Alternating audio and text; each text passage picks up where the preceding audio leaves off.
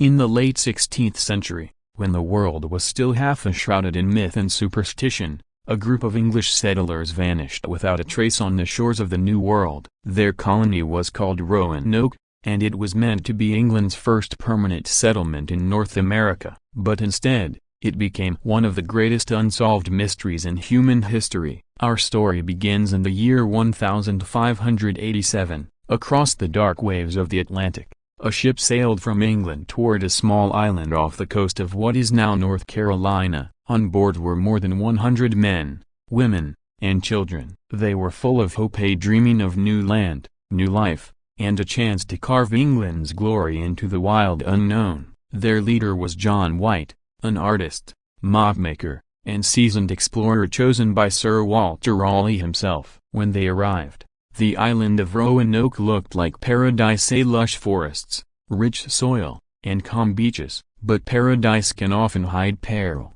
The local tribes, already wary of foreign visitors, kept their distance. Food was scarce, and storms battered their small wooden homes. Still, the settlers built their community, determined to survive in this strange new world. Among them was White's own daughter, Eleanor Dare, who gave birth to a child soon after landing as the first English child born in America. Her name was Virginia Dare. That tiny baby symbolized hope for the new colony, a broken bar hope that would soon turn into haunting legend. A few months later, their supplies began to run dangerously low. Tensions grew. With winter approaching and the settlers desperate, John White made a difficult decision. He would sail back to England to gather more provisions and return as quickly as possible. But fate had other plans.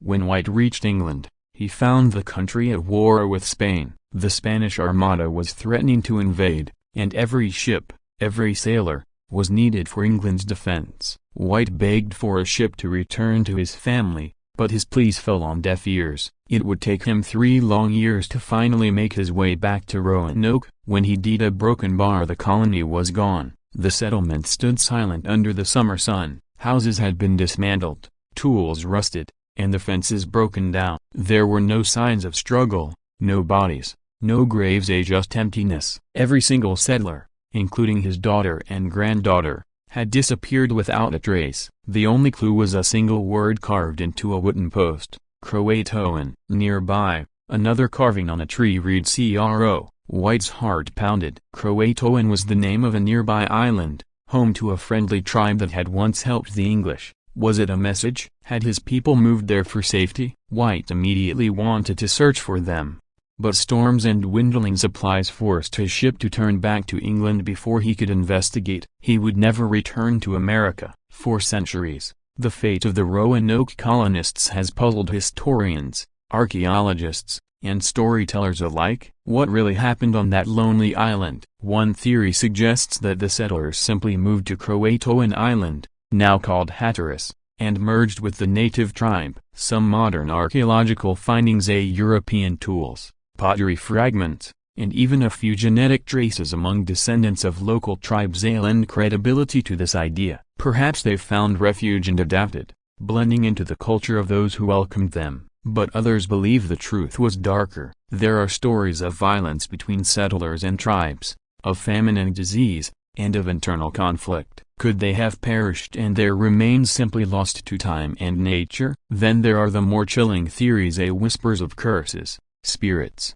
and even supernatural forces. Some claim that Croatoan was not just a word, but the name of an ancient spirit, a harbinger of disappearance. The same word appeared centuries later in other airy vanishings, carved into a post near where the explorer Edgar Allan Poe was last seen delirious before his mysterious death, and even written in the journals of sailors lost at sea. Coincidence or curse? No one knows. In the 1930s, another clue emerged: a stone found in North Carolina bearing an inscription said to be written by Eleanor Dare herself. It told a tragic story of suffering, death, and a desperate plea for rescue. Many other stones followed, allegedly revealing the colonists' fate as victims of war and hunger. For a brief time, historians thought the mystery was solved until most of the stones were exposed as elaborate hoaxes. But not all. Some believe the first stone might actually be authentic. If it is, it could be one of the last messages from the lost colony,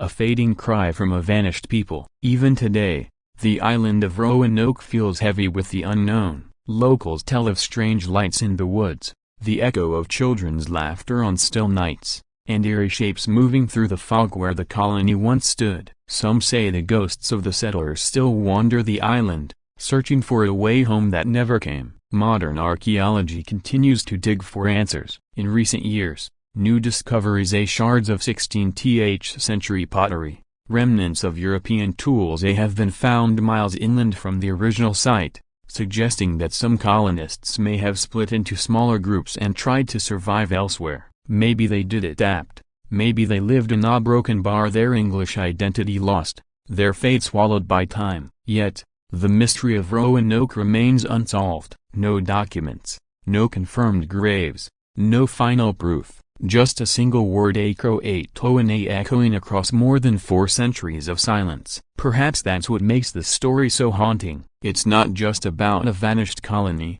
but about humanity's eternal fight against the unknown, hope turned to fear, ambition swallowed by mystery. In the end, the lost colony of Roanoke reminds us that even in our age of science and satellites, some corners of the past remain forever beyond our grasp, lost, like footprints washed away by the tide.